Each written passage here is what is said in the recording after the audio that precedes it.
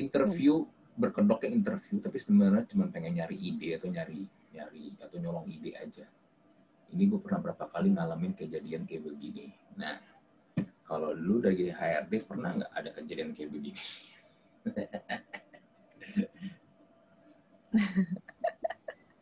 Kejadian kayak gitu ya. Kalau gue pribadi pernah waktu itu. Nah, kembali lagi ke podcast Talk to Talk. Kali ini gue kedatangan seorang tamu. Ini posisi dia adalah orang yang sangat dicari, terutama para pencari kerja di pandemik COVID Corona ini. Aduh, gila dah. Apa kayak kabar Erika? Tutup ini. Hai kok, baik. Ini Erika ini adalah seorang HRD manager. Sebenarnya dibilang manajer juga ya apa ya? Ya berat juga ya sebenarnya ya dibilang HRD manager gitu. Ya, tapi kan oke lah. Kan itu memang posisi lu kan, pekerjaan lu kan. Gue lebih ke talent sih sebenarnya, talent. Jadi lebih ke talent acquisition. Benar ya kalau lu bilang orang nyari kerjaan itu ya sama gue gitu. Tapi kalau untuk kayak ngurusin karyawan yang batu gitu ya, itu aduh ribet, terlalu ribet. Gue lebih ke ya udah lu mau kerja ayo gitu. Oke, nih gue mau mulai dengan ada suatu data nih. Kebetulan Jobstreet Indonesia mereka sempat bikin tweetnya ini tanggal 3 Agustus ya. Di sini dia bilang sebelum pandemik itu lowongan itu bisa ada 30 ribu lebih. Tapi saat pandemi kayak gini, lowongan cuma ada sekitar 15.000. Berarti kan itu kan ada berkurangnya kan hampir 50% ya kan ya? Setengahnya. 50%. Sebelum pandemi, satu lowongan kerja itu biasanya 400 sampai 600 pelamar. Tapi saat pandemik seperti ini, satu lowongan kerja itu bisa sampai 2.000 sampai 3.000 pelamar. 3.000. Itu naiknya kan gila banget kan. Nah, ini kan data yang yang di-share sama Jobstreet kan. Tapi gue sebenarnya penasaran sih, dan gue yakin juga apalagi terutama orang-orang yang sedang cari kerja sekarang ya, yang kemarin kena efisiensi, kena PHK pas lagi awal-awal bulan Maret, bulan April kemarin tuh. Ini benar nggak sih angkanya seperti ini? Apakah memang sedemikian besarnya angkanya itu, atau memang sebenarnya nggak segede itu? Karena di satu sisi gue juga ngelihat orang yang atau perusahaan yang buka lowongan pekerjaan masih ada kan? Ya, benar sih kok. Emang nih pandemi ini memang benar-benar bikin semua role bisnis ya. Jadi bukan cuman karena kan background gue kan sebenarnya di IT nih, perusahaan IT gitu, yang saat ini gue lagi bekerja gitu. Bukan cuman di IT gitu, bahkan di semua role bisnis ini yang dibilang Jobstreet ini ya benar gitu loh. Pandemi ini bikin lowongan tuh lebih lebih dikit, tapi pelamarnya banyak karena banyak juga yang di cut-cutting gitu loh karyawan-karyawannya. Gitu, banyak juga yang jadi nganggur gitu karena pandemi ini, karena di bisnisnya juga stuck soalnya kan. Kita sempat sampai di rumah itu sekitar 3 bulan kan nggak ngapa-ngapain gitu loh. Apalagi kalau kayak bisnis gue nih sekarang nih, yang kantor gue itu IT, bisa sih sebenarnya di remote gitu, cuman banyak project yang kita akhirnya jadi pending, bahkan sampai cancel gitu ya, bahkan sampai ya mau nggak mau dong pengurangan karyawan juga ada kayak gitu. Jadi lowongan sedikit tapi yang lamar banyak, itu bener emang kerasa sih saat pandemi ini ya. Nah, terus gimana caranya supaya orang-orang yang kemarin udah kena pengurangan ya, kena efisiensi, kena PHK, mereka kan pasti kan sekarang posisinya sekarang lagi nyari kerja lagi dong. Tapi kan dengan supply yang dikit dan demand yang banyak kan otomatis kan peluang mereka untuk diterima kan makin kecil nih. Nah, gimana caranya supaya misalnya lagi contoh gue deh, gue mau apply di perusahaan lu, gimana caranya supaya gue bisa lebih meyakinkan perusahaan lu atau mungkin perusahaan orang lain, ya siapa apapun itu perusahaannya lah ya, supaya gue itu bisa diterima gitu loh. Karena persaingannya nih kayak kalau tadi 400 ke 600, sekarang saingan 2.000 sampai 3.000. Itu kan berarti kan gontok-gontokannya kan lebih parah kan. Sedangkan benar. Gue sendiri pun pernah ngelihat halaman ini Jobstreet yang sebagai ini ya, yang pemberi kerja ya, yang buka lowongan ya. Itu kan kalau nge-scroll, itu kan orang banyak banget kan. Kadang-kadang aja gue sampai ada nih apa sih, udah gue bawa scroll. Kadang-kadang akhirnya ujung-ujungnya gue secara pribadi subjektif karena kenapa gue lihat foto. Oh, ini orang kayak lebih meyakinkan nih. Gue nggak ngeliat lagi CV-nya, ya kan? Tapi kan banyak orang kan berusaha berlomba-lomba untuk bikin CV-nya sebagus mungkin. Pengennya diterima. Iya kan, ya pengennya supaya diterima, of course, biar CV-nya dibagusin. Tapi ya gimana caranya supaya bisa kelihatan menonjol? Apakah hanya dengan bermodalkan CV aja atau bagaimana? Ya, kalau dari pengalaman gue pribadi gitu ya, kan gue kan source kandidat itu sebetulnya pertama portfolionya dia sih. Emang itu udah nomor satu deh, CV lu tuh harus semenarik mungkin dan bisa mendeskripsikan skill-skill yang lu punya dan itu cocok gitu sama yang kita cari gitu. Jadi buat pelamar nih kadang juga mereka yang penting gue mau kerja nih, mau jadi apa, misalkan dia background-nya food and beverage gitu kan. Nah dia ngelamar sebagai IT gitu deh. Lu kan udah gak nyambung tuh di situ gitu kan. Itu pertama lu punya CV yang ya pertama ya menonjolkan diri lo deh gitu, kayak skill-skill lo semuanya ketera di situ ya, portfolio lo bagus gitu, portfolio lo menarik gitu kan. Nah kedua ya lo ngelamar ke tempat yang memang sesuai dengan skill lo, karena kan ketika kita posting lowongan sebenarnya yang kita cari itu yang sesuai dengan yang kita mau kan. Nah kalau lo ngelamar ke yang bukan skill lo ya gimana lo bisa diterima gitu lo sama perusahaan itu gitu. Itu yang kedua, lo harus sesuai dengan skill yang lo punya, yang lo lamar itu harus sesuai, jangan nggak sesuai gitu. Nah, memang saingannya banyak gitu ya, tapi memang yang paling, ya, satu lagi foto, bener banget foto juga mempengaruhi sih kok. Kenapa gue bilang foto mempengaruhi? Jatuhnya gini, lo ngelamar misalkan level sudah senior, tapi foto lo kayak foto ABG zaman sekarang gitu yang nggak jelas gitu ya. Yang mulutnya lo monyong-monyong apalah segala macam gitu. Ya itu juga orang jadi even portofolio lo bagus, even lo sesuai dengan background lo, tapi kalau foto lo nggak mencerminkan diri lo, ya susah juga ya. Itu sih sebenarnya 3 hal itu doang sih sebenarnya ketika lo mau ngelamar satu lowongan, ya lo harus tahu dulu ini lowongannya cocok apa enggak buat lo gitu. Ya, tapi balik lagi ke pertanyaan gue tadi di awal, apakah semua HRD itu akan bacain semua lowongan yang masuk? Karena let's say tadi dibilang satu lowongan CV yang masuk ya 1.000 sampai 2.000, apakah lo akan membaca Enggak. 1.000 sampai 2.000 gitu? Terus gimana lo filter? Enggak lah. Pengkor lah matanya. Terus lalu gimana? Lalu gimana cara memfilternya? Karena gue pernah dengar ada yang namanya ATS ya, sistem ATS gitu. Jadi dengan katanya ada sebagian HRD itu menggunakan sistem ATS, gue lupa singkatannya apa ATS ini. Jadi dengan menggunakan sistem ATS itu CV yang masuk itu nanti akan langsung dapat scoringnya. Tanpa kita perlu membuka satu-satu. Jadi yang skornya udah di atas ketentuan, ya udah ini kita filter nih. Jadi kita nggak perlu repot-repot bukan semuanya. Iya, benar. Jadi kalau kita ngomongin job street nggak apa-apa nih ya? Ya, silakan. Nggak apa-apa. Job street nggak bayar gue. Oke, ada. Oh gitu. Siapa tahu bisa di-endorse, gue juga pengen dong. Kita ngomongin job street nih misalkan ya, kayak apa job posting yang ada di Indonesia lah, yang besar-besar itu ya, Jobstreet, JobsDB, ada lagi LinkedIn, ada lagi ya pokoknya yang bisa diposting terus orang ngelamar gitu kan. Nah gimana sih cara kita nge-search orang ini sesuai apa enggak, ngefilter ibarat katanya. Nah ini nih rata-rata mereka itu udah punya ininya sendiri kok, kayak apa, kayak oke, gue pengen orang yang umurnya gue pengen dia lulusan sarjana misalkan. Ya udah, ada tuh namanya poin-poin di mana itu gue tinggal klik aja. Sekarang tuh zamannya udah canggih banget kok. Gue pengen dia sarjana, oke, tinggal di Jakarta, terus minimal skill dia punya yang gue mau nih, misalnya kayak IT ya. Gue pengen dia ada Java-nya, terus ada apa namanya di dalam Java itu ada Kotlin segala macam gitu-gitu ya, skill-skill itu. Gue tinggal klik-klik aja. Nah, nanti tuh kebuka tuh di situ tuh. Oh, CV-CV yang sesuai dengan yang lo mau nih kayak gini gitu. Jadi udah memang kefilter dari sistem mereka sendiri sih.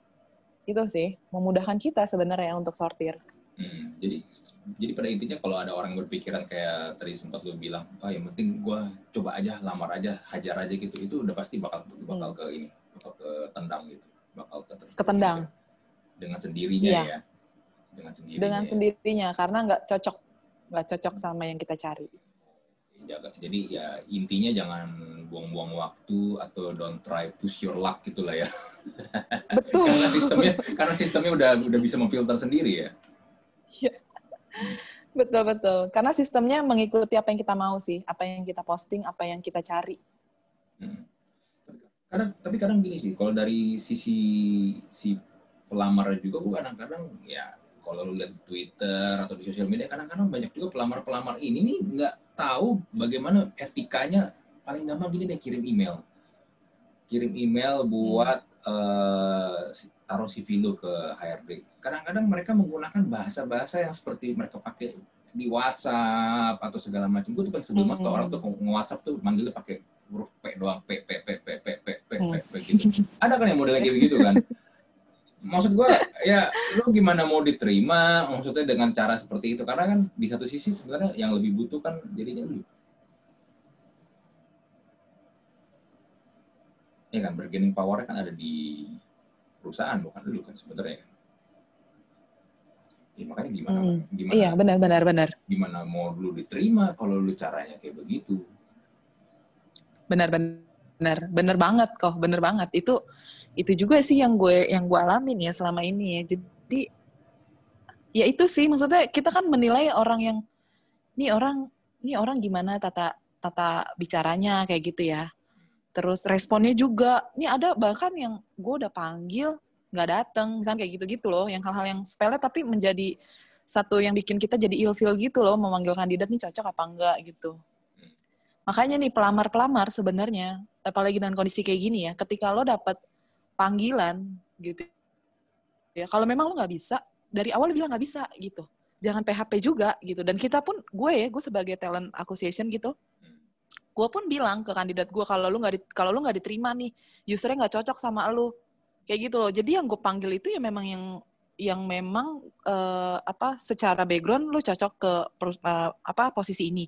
Tapi ketika lu udah interview, lu udah baik gitu ya, lu udah datang baik segala macam, lu memenuhi panggilan kita, terus ternyata usernya nggak cocok, ya gue kasih tahu kayak gini loh, user tuh nggak cocok ke lu kayak gini karena ya skill lu kurang atau lu coba perbanyak lagi kayak gini-gininya gitu. Ada beberapa case yang gue kasih tahu kayak gitu. Tapi ada juga yang gue kasih feedback gitu. Kalau email, oke, emailnya udah di email nih, gue email ya nih sorry ya lu nggak cocok, tapi gue coba propose lu ke yang lain nih karena sebenarnya lu punya skill tapi nggak cocok sama user ini loh, ada lagi user yang lain kayak gitu.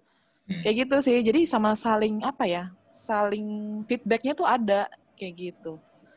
Kadang yang bikin ilfeel kita ya itu yang lu udah dipanggil interview tapi lu nggak datang, bahkan lu nggak ada info apa-apa. Wah itu mah udah lu blacklist aja udah, even lo canggih sekalipun gitu. Tapi di sisi lain sendiri HRD pun juga kadang suka nggak ada kabar, suka nggak jelas juga kan. Banyak. Istilahnya ghosting kan. Even gini loh, wah betul. Ini udah dipanggil nih, nah Pak nanti ada ini ya, kita udah jadwalin bla udah nih kita konfirmasi atau mungkin kita mau datang pas tanggalnya ternyata nggak ada kabar, ternyata nggak jelas. Karena nggak sedikit juga kadang-kadang orang udah datang ke kantornya atau udah siap-siap buat di interview ternyata ada ya besokan kan kadang-kadang suka cancel atau apa, nggak kasih kabar.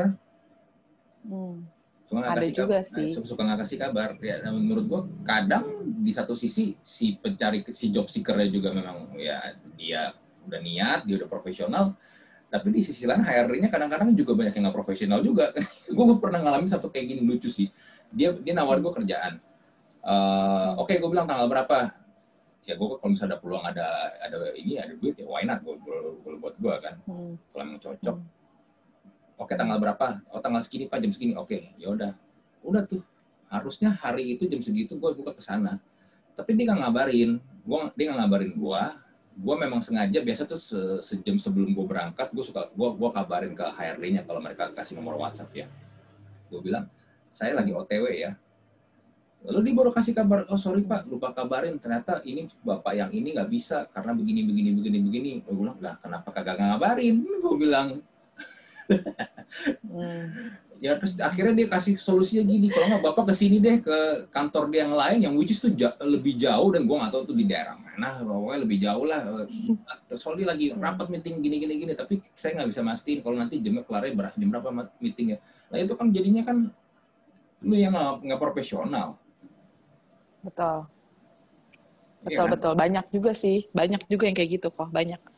Banyak juga. Cuman kalau gue pribadi sih ya, sepanjang perjalanan karir gue gitu ya, gue punya tim juga, gue selalu bilang sama mereka kalau ketika kita sudah panggil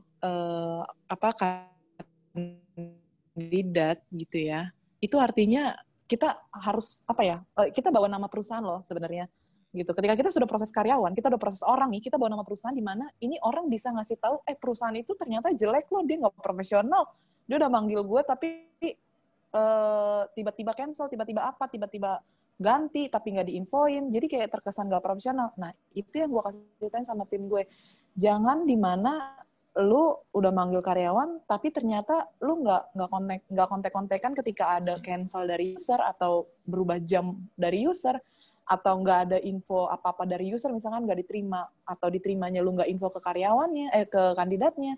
Jangan kayak gitu. Gue selalu bilang kayak gitu sih. Dan gue sendiri pun kadang ribet juga ya, maksudnya kayak kerjaan gue kan banyak juga kan. Ibarat katanya nggak cuma ngurusin karyawan, penerimaan karyawan itu doang gitu, tapi ke usernya pun gue juga ngurusin juga gitu. Kayak usernya komplain lah masalah kok kandidatnya nggak mau kasih kayak gini gitu. Terus bahkan sampai usernya bilang kayak nggak sesuai nih gitu, nggak cocok banget, iya kan? Atau nggak pas udah terima kerja ternyata nggak cocok nih, pas dia kerja jadi nggak oke nih sama gue gitu. Lah kan lo yang terima kayak gitu. Itu tuh kayak gitu-gitu tuh sering banget gue hadapin kok. Jadi memang banyak juga yang yang HRD khususnya rekrutmen gitu ya, itu yang disalahin gitu loh atas karyawan yang udah diterima sama user, tapi yang disalahinnya HRD kalau dia nggak achieve gitu, kalau dia nggak perform di dalam kerjaannya gitu loh. Padahal yang terima itu kan lo dalam hatiku, dalam hati kita tuh kayak gitu tuh udah banyak sih. Makanya kayak pelamar itu ya harus benar-benar nih pasti ini gitu, pasti ini bener nggak, gue mesti datang jam segini, ini gue confirm lagi ya gitu, gue dari mulut mendoe itu bagus sih kalau menurut gue. Iya memang lebih enak begitu kan, karena cuman kalau menurut gue kalau misalnya satu orang itu nggak perform, sebenarnya nggak cuma satu faktor hanya karena HRD-nya sih yang ngasih kandidat seperti itu ya. Ada banyak faktor kalau menurut gue, kayak misalnya apakah dia memang dia memang bermasalah, atau memang sebenarnya dia memang ya nggak bisa kerja, lu ketipu sama profil dia mungkin di LinkedIn atau CV dia dibagus-bagusin. Kan banyak kan sekarang orang flexing di LinkedIn kan, dibagus-bagusin seakan-akan dia tuh hebat, ini itu segila dibanyak-banyakin. Tapi sebenarnya kalau ketika lu kerja bareng sama dia ternyata ya nol gede. Dong. Gua pernah ketemu kayak gitu berapa kali. Menurut gua makanya gua nggak percaya sama orang-orang kalau itu skillnya dibagus-bagusin. Gue lebih percaya lihat, oke lu bisa begini-begini, karya lu mana, portofolio lu mana. Ya kan, mending lu tampilin di situ, jangan cuma gue pernah begini, tapi nggak ada buktinya gitu. Buat apa? Itu satu. Atau mungkin yang kedua, mungkin bisa jadi di satu sisi usernya yang sebagai leadernya mungkin nggak bisa memanage orangnya. Ada kemungkinan kayak begitu juga kan. Ya, lu nggak bisa nyalain juga karena itu. Atau mungkin dia sengaja karena ternyata tiba-tiba dapat tawaran yang lebih bagus. Ya, banyak kan? Itu. Kan banyak faktor kan. Kalau misalnya cuma jadi nyalain HRD doang, menurut gua agak nggak tepat kalau untuk kasus kayak begitu. Nih, iya benar. Ya, cuman gini, gue ada kejadian lucu sih. Ini juga kemarin baru dibahas sama Twitternya HRD Bacot sih.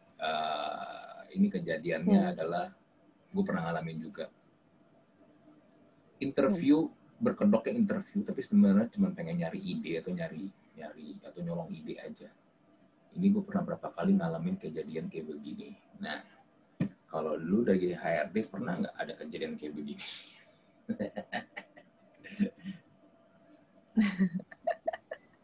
Kejadian kayak gitu ya. Kalau gue pribadi pernah waktu itu. Jadi bukan di sini sih, di pengalaman gue yang lain lah, gitu ya. Ya satu sisi kayak gue, karena kan gini kok sebenarnya HRD itu bukan pro ke perusahaan ya. Jadi kita itu ibarat katanya di tengah-tengah antara kandidat karyawan dengan perusahaan gitu. Jadi kita nggak bisa pro kemana-mana sebetulnya. Kita netral gitu lah. Idealnya. Nah kalau kasus yang idealnya, idealnya. Tapi dari kasus itu gue pernah ngadepin itu kok. Gue pernah. Jadi dia ngerasa kalau ide dia diambil gitu kan. Jadi apa yang dia utarakan waktu interview itu ternyata running loh gitu loh. Tapi memang balik lagi sih ya, ketika kita ngasih ide kita interview terus dikasih presentasi segala macam, itu akan bisa jalan kalau bukan orangnya sendiri kok yang jalanin. Kalau bukan orangnya ide orang itu misalnya implementasinya gitu ya. Kalau bukan dia yang jalanin ya nggak akan jalan juga sih sebenarnya. Tapi berkedok kayak gitu mah banyak. Berkedok kayak gitu banyak. Banyak. Nah, pertanyaan gue banyak. Kan tadi lu berarti mengkonfirmasikan orang-orang atau perusahaan yang buka lowongan kerja tapi sebenarnya hanya kedok doang. Jadi interview ini hanya berkedok untuk hanya mencari ide atau mungkin hanya ingin mencuri ide doang atau mencuri plan. Nah, sebenarnya permasalahan kenapa banyak perusahaan-perusahaan melakukan hal ini? Nggak semua ya, tapi kan ternyata terindikasi di Twitter HRD Bacot pun ternyata banyak yang reply, banyak yang merespon, banyak banget ternyata mereka mengalami hal tersebut gitu loh. Ide mereka atau portofolio mereka diambil. Ya, satu sisi mungkin ya, gue bisa jawab kenapa bisa terjadi kayak gitu. Mungkin perusahaan ini nggak cukup besar untuk ngasih gaji orang yang punya ide ini gitu. Mungkin ya. Satu bisa jadi. Ya, jadi perusahaannya tuh kayak ya udahlah. Apalagi kayak gini loh. Gue bahkan pernah kayak gini. Aturan ya. Ini kita mainin aturan nih. Aturan perusahaan lain kita ambil gitu buat masukin ke aturan kita gitu ya. Atau buat ngebanding-bandingin kayak gitu. Ya satu sisi ya itu bisnis gitu ya kok ya. Maksudnya itu cara main bisnis lah. Cara memainkan bisnisnya gitu loh. Itu sih. Jadi kayak ya mungkin perusahaannya nggak cukup punya kapasitas yang besar untuk bayar orang ini untuk kerja dan mengimplementasikan, dan bahkan mungkin bisa juga idenya dia ya cuman melengkapi kayak gitu, bahkan bisa kayak gitu juga sih. Tapi kalau kayak gitu sih. Kalau company-nya mindset-nya kayak begitu, gimana mau maju company-nya? Iya. Ya ada juga yang bisa maju sebenarnya. Gue share ya. Gue pernah berapa kali ngalamin kejadian kayak begini. Waktu itu ada satu startup gitu, ini kan nawarin gue kerjaan. Nah pas lagi udah nih gue ketemu HRD-nya, gue udah ketemu sama CEO-nya juga. Pas ngobrol-ngobrol, akhirnya ujung-ujungnya gini, CEO-nya minta supaya gue bikin marketing plan buat company dia.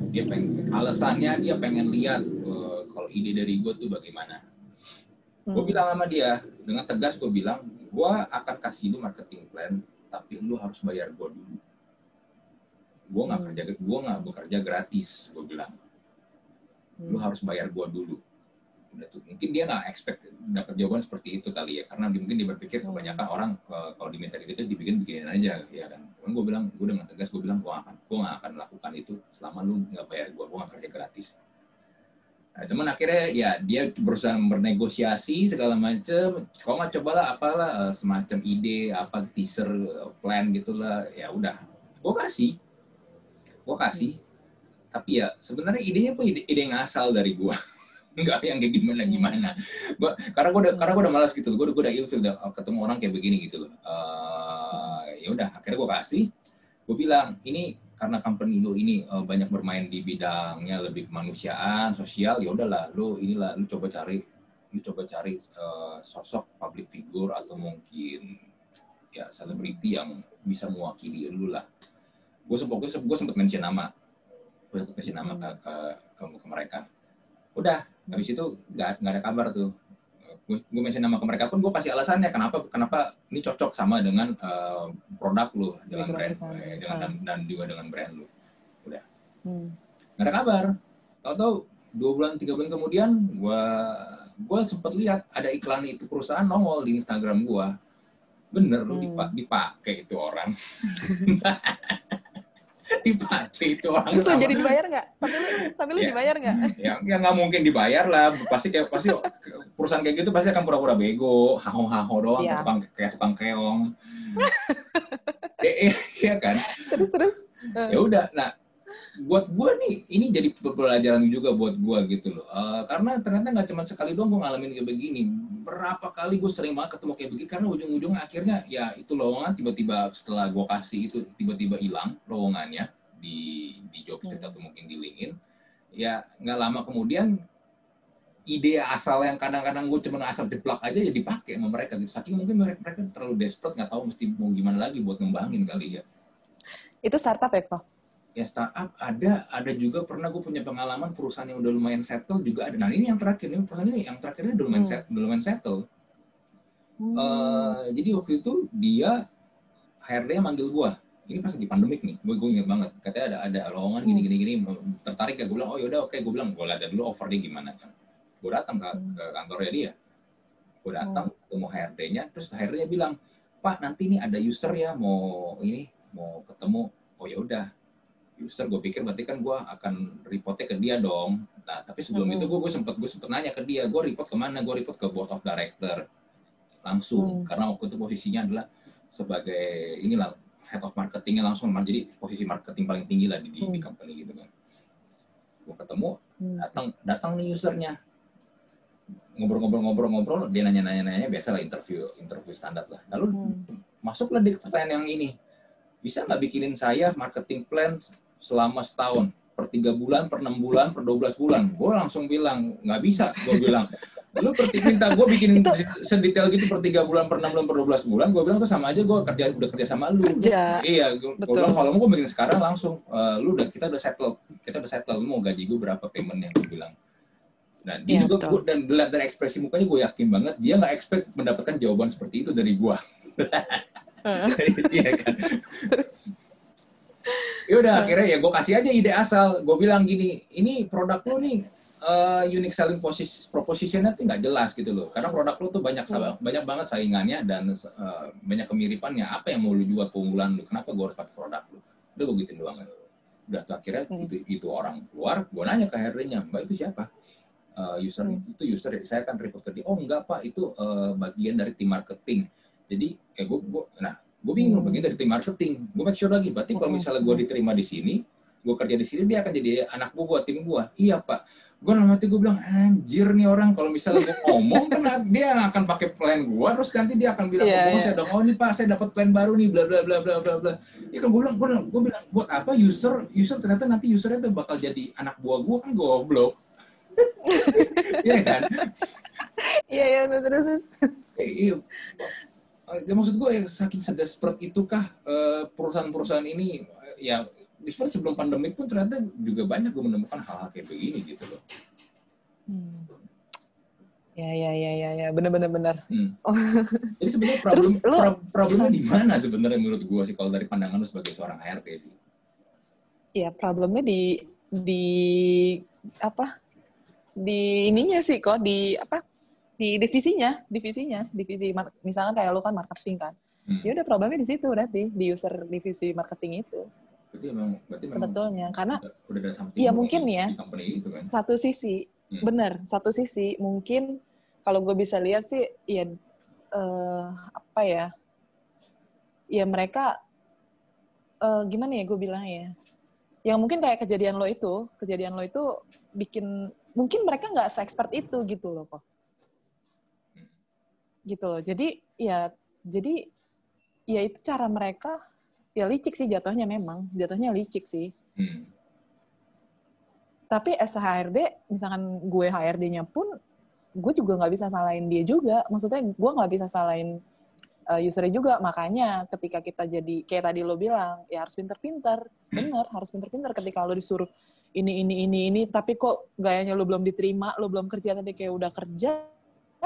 ya itu mah udah maksudnya udah terselubung pasti, lu bakal mau diambil pasti ide lu. Tapi kalau misalkan lu cuma di interview, terus lu cuma dikasih tahu apa yang udah pernah lu lakuin gitu ya, maksudnya kayak ngejelasin pengalaman lu tentang project-project yang udah lu lakuin, ya itu pure bener-bener lu dinilai saat interview. Tapi kalau lu udah disuruh untuk ini, itu, tapi lu belum diterima dan belum ada kejelasan, mah ya itu harus pinter melihat kondisi itu sih.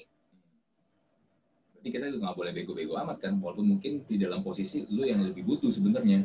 Betul banget. Jangan juga lu nurut-nurut juga aja gitu lo dimintain kayak gitu ya. Karena itu udah detail loh. Per 3 bulan, per berapa tadi lu bilang? Sebulan, 3 bulan, per 3 bulan, 6 bulan, setahun. Gue bilang, ini gue udah kayak udah bikinin marketing plan buat lu. Maksud gue emang gue bego apa? Iyalah. Itu mah bener-bener harus pinter-pinter si pelamar. Jangan juga merasa butuh tapi lo jadi bego juga. Kayak lo iya aja gitu, nurut-nurut aja. Gitu sih. Kadang sih gue suka melihatnya banyak orang tuh bikin perusahaan, bikin company itu, tapi ya manajemennya mindsetnya kayak bikin toko kelontong di ITC Mangga 2 atau di Tanah Abang. Jadi nggak. Gimana tuh maksudnya? Ya, buat gue begini, karena gue juga pernah bikin startup sendiri, gue pernah punya company sendiri. Ya intinya buat gue begini loh, ketika lo bikin sesuatu produk atau suatu brand yang memang pengen dapat impact gede, yang nggak cuma sekedar dapat profit doang. Semua company pasti pengen dapat profit lah, ya kan. Tapi kan kalau kita bandinginnya, kalau cuma tujuan utama lo adalah profit, tukang gorengan pinggir jalan pun juga mau profit, ya kan, mau untung. Tapi kan lu kan ketika lu bikin perusahaan kan lu nggak dalam kelasnya, nggak dalam kelasnya yang sekedar orang-orang yang jualan di pinggir jalan kan. Nah, lu pasti harus bangun value-nya, apa yang mau lu bangun, brandingnya segala macam. Tapi kan banyak orang ternyata banyak orang nggak ngerti ketika mereka bikin company. Mereka taunya ya ada pada produk, cari orang udah jualan, that's it, gitu loh. Apalagi kalau misalnya dapat untung udah. Ya gue bilang ya mau gimana usaha lu maju ya, kalau misalnya usaha lu begitu aja ya nggak usah heran, jangan nyalain anak buah lu juga. Kadang-kadang ya lu nya nggak ngerti, nggak siap gitu loh. Even gini loh, kayak misalnya membedakan antara marketing, sales, business development aja orang banyak yang nggak tahu kan. Ini kan beda. Marketing itu kan tentang bagaimana set value-nya, ya kan, funnel-nya gimana nanti. Sedangkan sales itu kan memang ya intinya sales, jualan. Business development itu kan mengembangkan bisnis lu. Jangan bisnis yang misal dari posisinya di sini pengen ngembangin ke atas, pengen gedein lagi, ya itu gimana caranya itu kan? Iya, tapi kan banyak orang tuh digabungin jadi satu. Akhirnya mess up. Ya emang kadang suka kepentok budget, tapi kan iya, tapi ya buat gua lu tetap harus perlu tahu bedanya di mana gitu loh. Kalau lu pengen kerja perusahaan lu jadi jalannya lebih efektif sih. Betul banget. Di HRD pun kayak gitu kok. Itu lu ngomongin divisi marketing ya kan, marketing BD gitu kan. Itu kan punya porsiannya masing-masing. Di HRD pun begitu. Jadi ada divisi-divisi yang mencakup HRD, contohnya kayak payroll gitu ya. Terus training development gitu kan. Terus ada lagi namanya rekrutmen, ada lagi yang namanya legal gitu ya. Legal tuh bisa masuk HRD, bisa juga masuk beda gitu. Tapi itu biasanya satu kesatuan tuh. Nah, ya balik lagi terbentuk sama budget perusahaan yang dimana satu orang ini bisa handle semuanya gitu. Pengennya kayak gitu. Tapi ya jatuhnya ya berantakan gitu, amburadul memang, jadi nggak bisa fokus kemana-mana. Itu banyak juga kok yang kayak gitu. Ya kadang-kadang jadi stuck aja gitu. Kerjaan 5 orang di-handle 1 orang. Kadang-kadang kerjaan 5 orang di-handle 1 orang. Gue pernah ketemu juga yang kayak gitu tuh modelnya tuh. Dia gue nggak tahu dari mana, pokoknya tiba-tiba kontak LinkedIn gue, dia nawarin ya suatu kerjaan lah. Oke, gue bilang kerjanya gimana, begini. Oke, gue dapet tim berapa orang. Dia bilang nggak ada orangnya, gue aja katanya. Gue bilang ini kerjaan 5 orang, terus suruh gue ngerjain gue sendiri doang. Lu berani bayar gue berapa? Ya gue bilang aja, gue fair-fairan aja. Kalau emang gue udah juga emang nggak niat, nggak tertarik juga, gue langsung diterima. Mau lu mau lu posisi lu CEO, mau bos pun gua fair-fairan aja. Lu mau bayar gua berapa nih kerjaan 5 orang, tapi lu suruh gua ini. Berarti kan lu harus bayar gua total 5 orang dong secara gaji kan. Lu berani gua bayar berapa, gua bilang. Oh, udah dia diem. Akhirnya. Oh ya udah deh Pak, habis ini nanti kita coba kontak lagi. Ya udah, gue bilang gue juga nggak butuh-butuh amat, gue bilang. Lagian kadang-kadang nggak logis gitu loh, ya kan? Lu berharap yang apa hasil yang lu dapat tuh kayak sekelas model-model yang perusahaan yang udah gede, ya kan? Tapi itu mau lu kerjain satu orang, mana bisa, gue bilang. Benar. Iya benar sih, gue juga setuju sih kayak yang lo bilang. Iya benar. Emang harus begitu. Emang kadang tuh kita ya harus juga punya inilah. Ya satu sisi kayak gue sih pengennya pesannya gini sih, ketika jadi seorang pelamar itu memang lo harus tahu dulu background perusahaan yang mau lo lamar itu kayak apa. Iya betul. Gitu loh sih. Banyak gitu ternyata mereka nggak find out ya, nggak cari tahu dulu ya. Benar, banyak. Itu mah udah itu kayaknya udah yang penting gue lamar nih, ya pokoknya perusahaan kayak apa banyak. Yang penting gue kerja dulu gitu banyak. Tapi ya jangan sampai lu sia-sia aja buang-buang waktu gitu loh, waktu lu untuk nggak jelas ke perusahaan yang lu lamar gitu. Bener-bener harus lu cari tahu perusahaan yang mau lu lamar tuh kayak apa. Gitu sih. Nah, ini pertanyaan terakhir yang jadinya nih. Menurut lu, kadang kan banyak company itu kan berharap para pelamar-pelamar itu kan memang ya udah siap kerja kan, kayak tadi lu bilang itu kan. Tapi kan at the end banyak juga kayak fresh graduate sekarang, terutama kan mereka nggak punya pengalaman nih, terus sekarang pandemi, ya kan, itu gimana caranya supaya mereka tuh bisa lebih, ya sekarang kan saingannya berarti kan fresh graduate ini biasanya saingannya sama yang udah punya pengalaman kan. Nah, gimana nasib para fresh graduate kayak begini? Nah, benar. Nih bagus banget nih pertanyaan lo kalau sebenarnya. Jadi gini, di dalam perusahaan itu sebenarnya ada levelan gitu ya, level junior, level senior, level middle to senior ya. Jadi pasti perusahaan-perusahaan itu punya level itu gitu. Nah, untuk fresh grade ini sebenarnya lo bisa ngelamar itu di level junior. Kayak gitu. Nah, kalau memang lo banyak saingannya juga, misalkan nih, yang junior gue pengen ada yang pengalaman 2 tahun misalnya kayak gitu ya lo nggak usah lamar. Kalau udah tertera di situ, walaupun level lu junior, tapi lu fresh grade, terus ada tulisan minimal pengalaman setahun, udah lu nggak usah lamar gitu. Tapi untuk yang junior yang fresh grade ini, ya pesan gue sih gini, ketika misalkan lu SMK nih, terus lu kuliah di ambil misalkan kita ambil IT gitulah ya, IT yang baru ngelamar. Sekarang IT itu berkembang banyak banget sih. Kayak modelnya lu bisa ngikut bootcamp dulu kah. Bootcamp itu kayak tempat pelatihan yang memang bener lu ituin skill lo ke situ. Bener-bener kayak lu disiapin nih untuk lu bisa kerja. Gitu. Nah, lu ikutin itu sebenarnya untuk yang fresh grade ini ya. Apalagi yang pandemi kayak gini tuh online tuh banyak sebenarnya ikut kelas-kelas kayak gitu. Lu ikut sertain nanti, lu ikut project di situ, lu ikut nanti itu bikin portfolio lu jadi bagus jadinya. Gitu. Nah, banyak juga perusahaan IT yang ngelihat orang-orang yang fresh grade ini yang lulusan dari bootcamp itu yang diambil gitu. Lulusan dari bootcamp gitu ya, lulusan dari pelatihan-pelatihan itu yang diambil. Itu kalau ngomongin skill IT. Nah, kalau ngomongin skill yang lain misalkan ekonomi, accounting segala macam kayak gitu sejuta umat ya kan. Kalau dia bilang tuh sejuta umat gitu kan, jurusan sejuta umat akuntansi gitu. Ya lu banyak link sih harusnya sih, lu harus banyak link ya, lu magang di mana, lu deket sama HRD-nya misalnya kayak gitu ya, harus banyakin link sih. Untuk fresh grade juga jangan jadi minder karena saingan lo juga yang keren-keren yang udah pengalaman segala macam, jangan. Tapi gimana caranya lo punya link banyak, lo cari tahu banyak lah, kayak misalnya LinkedIn lo add-in tuh orang-orang yang ini, lo cari tahu, lo tanya, aktif deh gitu deh. Gue yakin sih pasti bisa kerja. Pasti ada aja gitu. Walaupun peluangnya tetap aja kecil karena harus bersaing juga dengan yang punya pengalaman. Karena kadang-kadang ya saingannya sama yang punya pengalaman di posisi tersebut kan. Iya, tapi proses nggak mengkhianati hasil sih kok. Contohnya kayak gue bilang tadi, lo lu proses dulu aja, lu cari tahu, lu cari lewat internet gitu ya, lu ikutin bootcamp kalau IT ya, lu kenal sama banyak orang, lu cari tahu lu. Jadi waktu lu tuh habisin untuk kenal sama orang-orang yang punya apa ya, yang punya bisa bikin lu tuh kerja gitu loh.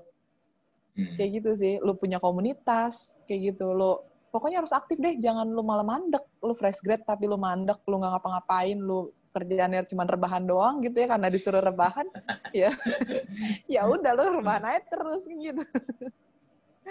Gitu sih.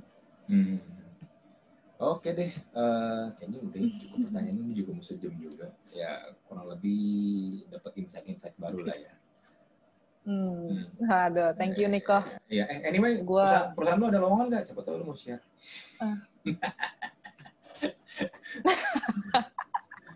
Tetap ada, gue mah banyak lowongan di perusahaan ini, cuman ya gitu IT kok rata-rata. Nah jadi ini sekarang gue ini aja nggak apa-apa ya, siapa tahu ada anak-anak IT di sana yang mau gue coba proses gitu kan.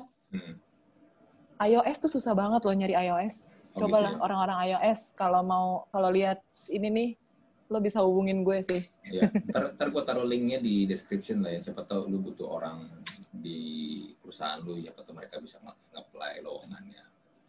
Who knows?